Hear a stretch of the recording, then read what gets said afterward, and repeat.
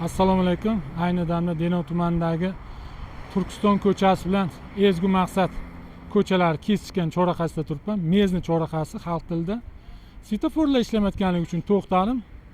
Undan tashqari yana svetoforlar turishiga qarangda. Svetofor ko'rinmaydi bu daraxtni orqasida turgani uchun manaki yana svetoforni haydovchilarga ko'rinib turishi uchun bu svetofor umuman chapga turibdi-da. Bu uyga qaratib qo'ygan. Bittasini uyga qaratib qo'ygan, ikkinchisini esa ko'p qavatli uyga qaratib qo'ygan. Bu talab me'yorlarga turgani yo'q-da bu svetofor. Ham shu fursatdan men foydalanib aytmoqchimanki, mana shunday svetoforlarga endi zamonaviy svetofor qo'yish kerak-da.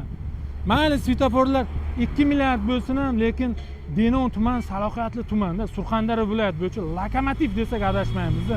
Shuning uchun Termiz shahardan ko'ra Denov shaharga e'tiborni kuchaytirishimiz kerak-da. Denov shahri ham Termiz shahardan kam joyi yo'q-da. Sababi 4 ta tumanning aholisi Denov tumanida yashaydi. Respublika bo'yicha 5-o'rin aholi soni jihatdan.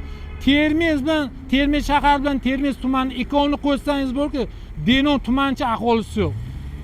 Shuning uchun men Denov tumaniga e'tibor qaratishimiz kerak. Bekordan bekor prezident Denov tumaniga e'tibor qaratmayapti.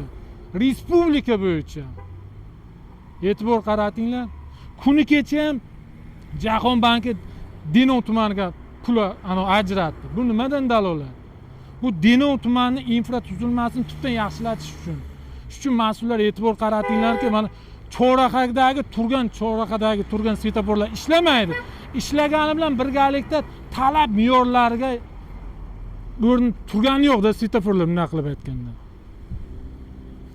Mas'ullar e'tibor qaratasizlar degan umiddaman. Sog' bo'linglar.